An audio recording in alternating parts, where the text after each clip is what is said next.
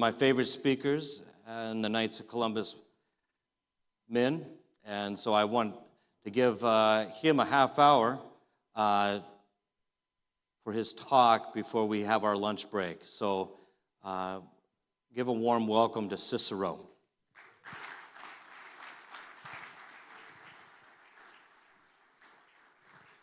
Thank you very much. Thank you, Deacon. Good morning, all of you. Before I start, I just want to explain a little bit about, because you guys are going to say, oh, who's this guy with this weird accent, right? So let me just explain that to you. So my family is from Italy, and during the war, my grandparents moved to Brazil. So I was born in Brazil, and I was speaking Portuguese in school and Italian at home. Then my family really likes to make things hard, right? So they moved to a Japanese neighborhood. So now all my friends are speaking Japanese, right? And mixed with Portuguese, and at home Italian was crazy. So one day I was in school, and my worst subject was English. And my teacher came to me and said, Cicero, you need to learn more English. You need to be better in it. I said, why? I already speak 3 languages. Not good, but I speak 3, right? So why I need English? And she said, well, maybe one day you go to America, we never know. I said, me, never. That's not gonna happen. I'm happy here. And that's when I learned that every time you make plans, God's gonna laugh at you because He got plans for you, right? So I was born and raised Catholic, very active in the church. Since I was a little kid, I started walking, like going to the church, right? And my grandma, which we call nonna in Italian, right? She had a stick that's they call go to mass stick, right? If you don't go to mass, nonna was after you with that stick. So I went to church, and the priest said, Cicero, I need a volunteer. I'm looking for somebody to volunteer for something, and I always had my hands up. Every time I hear the name volunteer, I had my hands up. I'm ready, right? And the priest said, yeah, there's a bishop in the U.S. He's looking for somebody to go there for 6 months to help him with a project. And I said, well, it's not for me. I don't speak the language. I don't wish to go there. And he said, no, I gave your name already. You're going 6 months. You have 6 months to learn English. So I was studying like crazy. After 6 months I came. I went there to meet the bishop, to work with him. And how many of you here are members of the Knights of Columbus? A good number, right? So our Supreme Chaplain, today he's the Archbishop of Baltimore in Maryland, Archbishop William Lowry. So at the time he was the bishop, and I came, and he's the one I came to work for him, right? So I came to spend 6 months with him. I arrived here, I went there, and I met him. Nice to meet you. I said in English, very proud, nice to meet you, right? He said, welcome to America, now I speak Spanish. I said, oh my gosh, now one more language, right? So I had to learn Spanish and start working with immigrant communities that came from Central America, Mexico, to Connecticut, to New England. So I worked there. My 6 months turned into 25 years, right? So I stayed there working for 25 years with the church. Never joined the Knights of Columbus. 25 years. I was really busy with the Hispanics and all that and helping the communities, and never joined the Knights. And imagine being born and growing up in Brazil, then living 25 years in Connecticut in the cold, right? I said, this is not for me, I need a different mission, right? So I had the opportunity to move and start working with the church too, but in Hawaii. So amazing, right? So I moved to Hawaii, I joined the Knights to start working there, became Grand Knight, Faithful Navigator, District Deputy, all those different titles on the Knights of Columbus. I lived in Hawaii for 10 years. Then my boss at the Knights of Columbus said, Cicero, I need a volunteer. And I had my hand up again, right? He said, yes, there's a position. We want you to be in charge of the life insurance of the Knights of Columbus. for 4 states, Hawaii, Alaska, Washington, Oregon, but you need to move to Oregon. I said, okay, going to cold weather again, right? So not that cold, right? But I got my bags and my family. We chose a place in a map, and boom, we came here, moved here. That was 2 years ago. I really enjoy working with the Knights. The best thing I love about it is a Catholic organization entirely, right? Many people don't even know that the Knights of Columbus is an insurance company. We started to protect Catholic widows and orphans. So Father McGivney was a young priest in New Haven, and he lost his dad when he was very young. He was in a seminary. He had to quit the seminary and to go back to work the same place where his father passed away to provide for his mom and his siblings. He had 12 siblings. There were 13 kids in the family. So he was there working to help his mom and his siblings to buy food and everything. Then he went back to the seminary and finished, became a priest.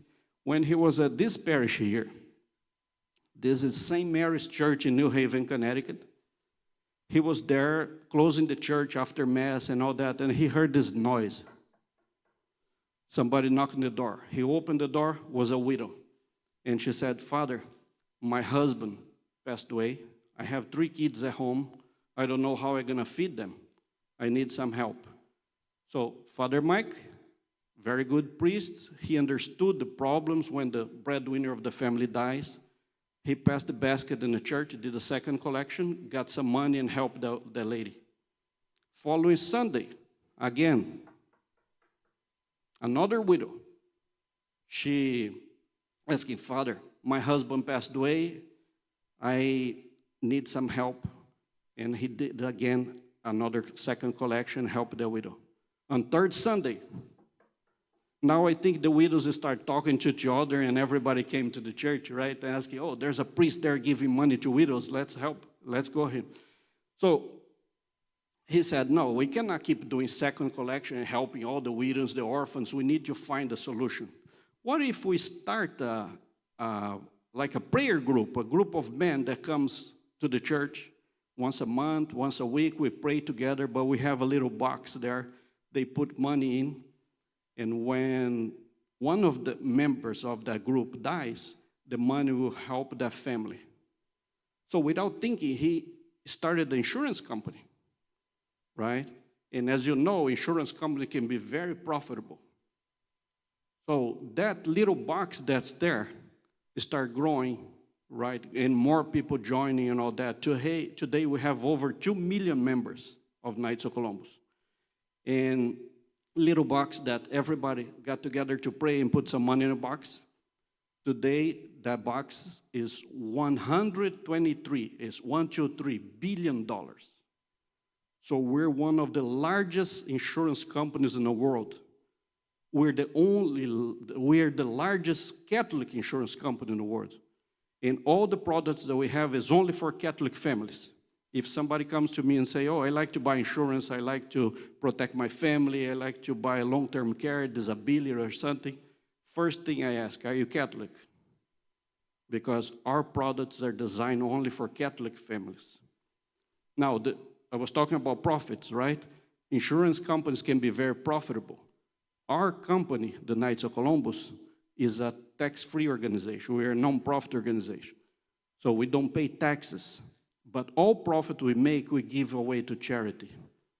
We have one part of our funds that's really interesting. They call church loan program. Every time there's a church that needs a renovation, or a school, a Catholic school, Catholic seminary, Catholic hospital, Catholic universities, we have this program to lend money to that church or to that organization, a very low interest rate, right? And over the years, we did $500 million in business with that. So it's really amazing what we're doing. We have ultrasound machines that we donate, wheelchairs, coats for kids. There's many, many programs that we do with all the profits that come from this insurance side of the Knights of Columbus, right? And we still have more money available. So what we did, we started giving free insurance for all the members. So anybody that joins the Knights of Columbus receive a free accidental life insurance for him, for the wife, and for their kids.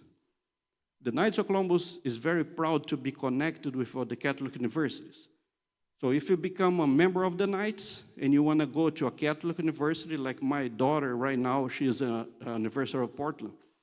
Anybody who's a member of the Knights, him, the wife, and the kids can go to a Catholic university, and the Knights will help them to pay the tuition, right? We have orphan benefits.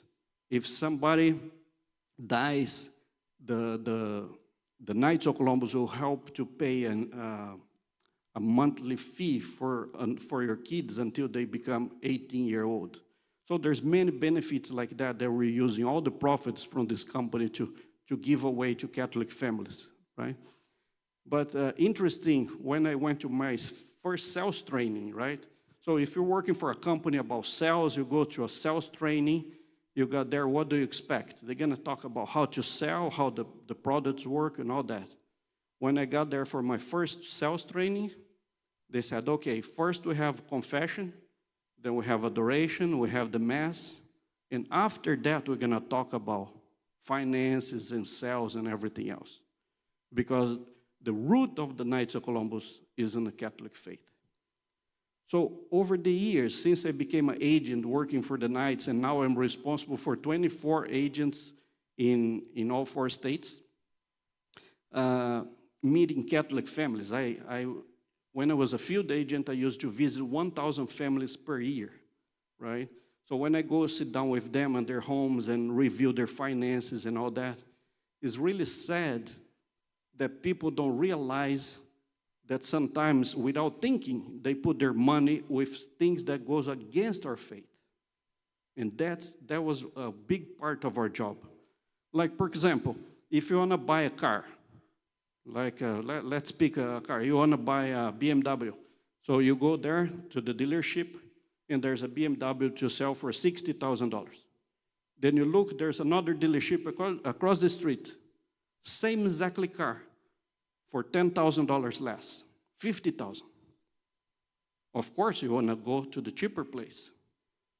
But then you do some research, you find out that dealership supports abortion or support anything else against the Catholic faith. Would you go there to buy and save some money just to have that discount and support something bad? And sadly, most Catholic families do that. Many, many times we visit families and we see people invest in their retirements with companies that support abortion. I remember one day, I'm not going to say names, by law I cannot mention name, but I visited a priest. And it was because I used to work in the Diocese of Bridgeport in Connecticut many years with priests, right? So I said, Father, retirement for the priest is really important because you work until you're 75. After that, you're on your own. You just have your Social Security. How are you going to pay for your medications, your everything else, right? So it's important to save some money. And the priest said, oh, don't worry, I have some money invested. The money is growing. I'm really happy with my investments. It's growing 16% every year. I said, wow, 16 is kind of high. Can we review that just to make sure it's invested in something good? And his investment was with a pharmaceutical company. I just Googled the name of the pharmaceutical company. And that pharmaceutical company makes the medicine, they make the pills to kill elderly, like for euthanasia. So without knowing, the priest was investing his retirement with a company that produces a medication to kill people. And that happens a lot. There's a lot of companies out there. There's, for example, abortion. There's a machine that they use to crush the baby and take pieces of the baby piece by piece out. And those companies that make those machines are very profitable because the government give money to them, right? Planned Parenthood and all that. So sometimes it's a pharmaceutical company. Let's invest in this. The stocks go up. We make a lot of money. But without knowing, you're supporting those things, right? So with the Knights of Columbus, we have investments that are aligned with our faith. So we always check it with the USCCB to get approval before we make any investments. So all the investment with the Knights are 100% aligned with our faith, always approved by the Catholic Church. So that's very important. Another interesting part is many Catholics don't, it's important for us I'm going to share a little story here about my grandfather, right? When I was a little kid, he was planting a tree and he called me to help him to plant that tree. And I said, "Oh, Grandpa, that's very nice, a very nice tree." And he said, "Yeah, this tree going to take 40 years to grow and to have a nice shade here." And I said, "But Grandpa, you're already 70. 4 years from now, maybe you're not going to be here." He said, "Yeah, but I'm planting this for you, not for me." And we need to do more of that. So that's something sometimes they call our generation now, they call microwave generation. We want things quick. We want things done right away, right? But we need to prepare for the future. We need to do things for the future generations. Like when I have a degree in computer science, so I love numbers. So when I was in the church one day and I saw the basket passing, I was like helping with the usher there, passing the basket. I saw a lot of people putting $5. And back in my mind, I did the calculation very quickly.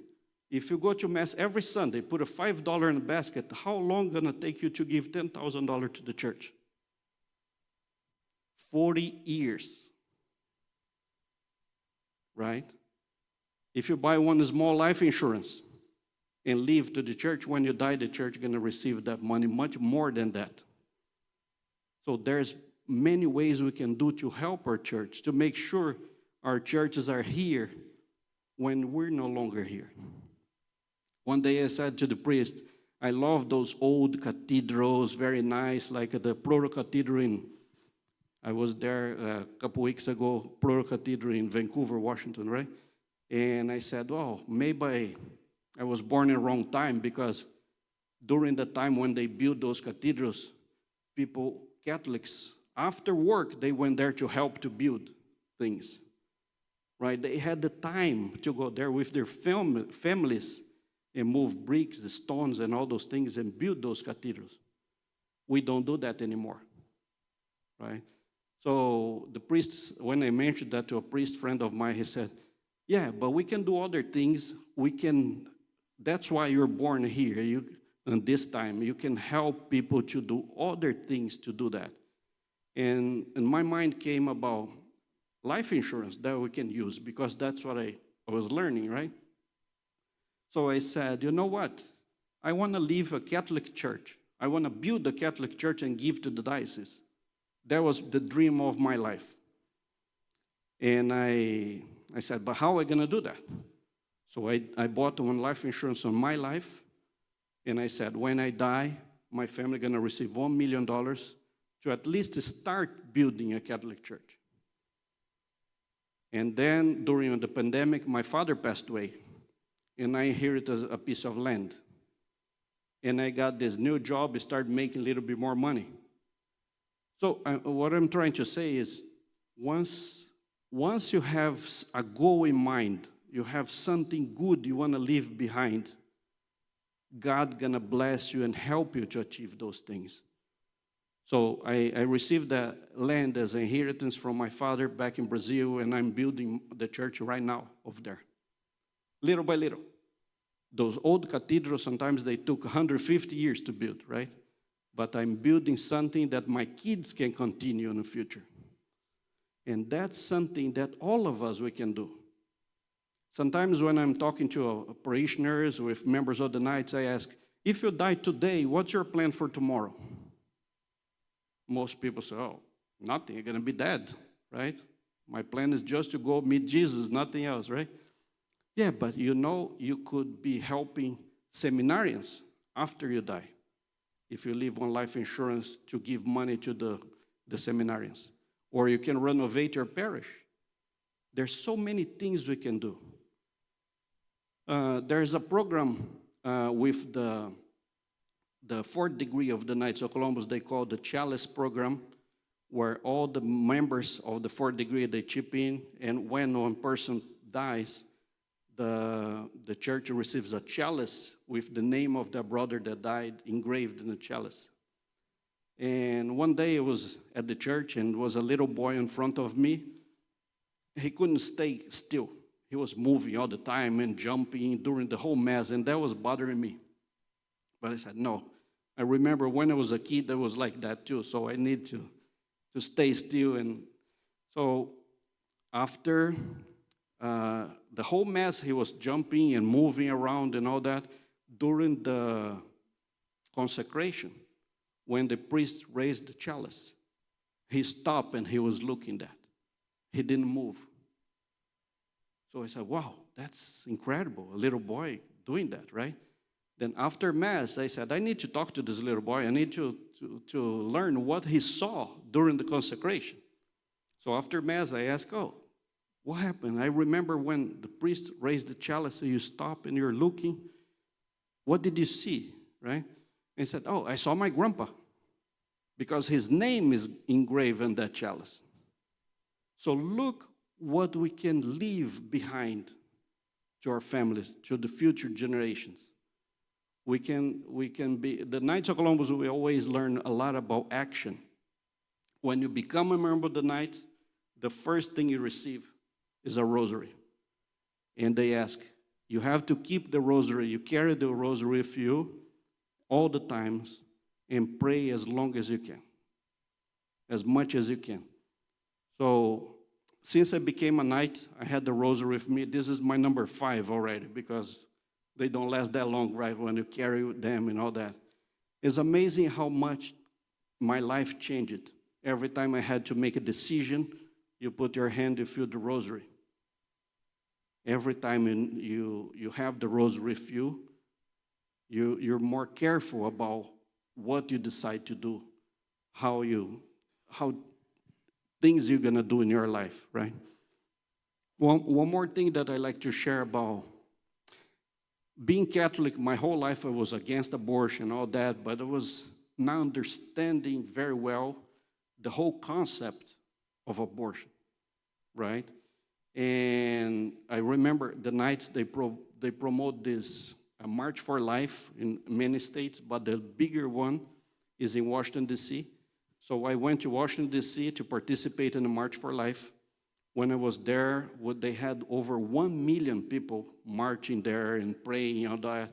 So I was very active in the social media. I was taking pictures, everybody, and posting that. And believe it or not, I motivate other people to come and participate in the future March for Lives through my posts. And the following year, I was expecting to go too, but for some reason I couldn't make it. Then a priest friend of mine that was there called me during the March for Life and said, Cicero, are you here in the March for Life? I said, no, Father, I couldn't make it this year. I am not there. I said, no, because there's a deacon here. He saw your posts last year, and he came for the March of Life, and he likes to meet you. He likes to introduce you to his kids. And I said, yeah, but sorry, I'm not there. I was in Hawaii at the time. So I said, but I can talk to him on the phone. He said, yeah, he likes to talk to you. So gave the phone to this deacon. I started talking to the deacon, and the deacon said, yeah, I'm here for the March for Life. I'm very much against abortion, all that. And I like to share a little bit about my story. I have my kids here with me, right? I said, oh, very nice. How many kids you have? He said, I have 42 kids. I said, oh, wait a minute, I don't understand. You have 42 kids? Yes, I have 42 kids. And all of them are abortion survivors. I said, what do you mean abortion survivors? Yeah, when they do the abortion, sometimes they pull the leg, they pull the arm, then when they pull the body is alive. And because it's premature, most of the time becomes blind. No legs, no arm, blind, but it's still alive. And I go and I adopt those kids. And he had 42 kids. Then he passed the phone to the kids, and I spoke with, he had 4 of them with him. I spoke with the kids. Now they're 20, 30 years old, sings in a choir at the church, in a wheelchair. And the first one that I spoke with, I didn't talk. I was just listening, right? The first one was on the phone with me. He said, please, everywhere you go, I need a favor. When you talk to men, please ask everybody to pray for my mother. She was under a lot of pressure. She didn't know what to do. She made a mistake. But thank God I survived. I'm here today to give an example. So please ask everybody to pray for her. I already forgave her, but please pray for her, right? So pass to the next one. The next one said, let me share my story. 2 guys were fishing on the side of the river, and they saw a garbage bag floating in the river. And the garbage bag started moving. And they thought it was like a dog or a cat inside. So they pulled the garbage bag out. When they opened, it was me inside the garbage bag. And the third one, he said, they found me in a trash can in the bathroom of the bar. And I'm here serving the Lord. So when I heard all that, I said, I don't believe this. This is amazing. So I start acting more and more to help with fight against abortion. Not just protesting, not just praying, but with action, because that's what Knights of Columbus teaches a lot. Prayer is really important, your faith, your everything, but your actions are important because you're a role model, you're teaching other people to follow you. So we start an ultrasound machine. And in Hawaii, we delivered 3 ultrasound machines in free clinics.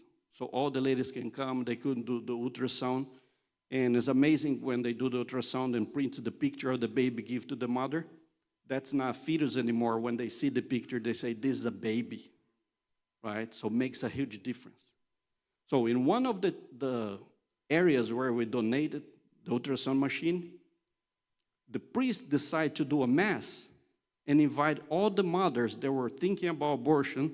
When they did the ultrasound and they saw the baby, they said, no, I'm going to keep my baby. So the priest invited all the mothers to come to mass in one day, do a special mass and bring the babies. And they did that mass and they had 40 babies inside of the church and the altar. 40 babies that were saved by one machine that we donated. And we already donate over 1,000 machines. And most of that money that comes for all that comes from the insurance that we have with the Knights of Columbus. So every time I sit with family and talk about insurance, it's important to have insurance, it's important to have disability, long-term care, retirement plan. But the main thing with the Knights, you're not just helping your family, you're helping a lot of other people too. I was in American Samoa. I've been to over 40 countries doing many different things with the Knights and the church. But I was in American Samoa, and we brought inside of the church 800 wheelchairs. And the bishop came and blessed them. Then we delivered to the house. So it was really amazing when we took a little girl that was laying down on the floor for 12 years. She was 12 years old. I have a picture with her. But she never had a wheelchair. She was laying down on the floor for 12 years, and we put her in a wheelchair. First thing she said, thank you, Lord, now I can go to church. So it's amazing the gift of mobility that we can give to people, right? So just sharing a little bit about that, about the power of the Knights. Like, for example, when the Pope Francis went to Iraq, where we had during the war with ISIS, all churches were destroyed and all that, and the Knights rebuilt some Catholic churches. The Pope came, by helicopter, and he saw that beautiful church that we renovated with a statue of Our Lady on top of the church in Iraq. And he was so amazed by that after the Mass, he took the vestment and gave to the Knights as a gift, thanking for everything we did. We rebuilt over 100 churches in Iraq and Syria, Catholic churches that were destroyed. And all that with the profits of the Knights of Columbus insurance, right? So the main message here is that you have organizations that have financial insurance protection for you and your family, 100% aligned with your church, and 100% of the profits goes to help the Catholic faith, right? If you're not a member of the Knights yet, sometimes I say that we have men, we have the Knights, and we have saints. It's really amazing when I meet brother Knights who are members of the Knights for 60, 70. I met one in Hawaii. He was member of the Knights for 80 years. He's 98 right now. He's a Eucharist minister. So he's very active in the church for 80 years, being a role model for everybody, teaching everybody, right? So please, if you're not a member yet, we have information table back there to come and learn more about the Knights and what we do, not just here locally, but around the world. Thank you very much for your time. Thank you. God bless.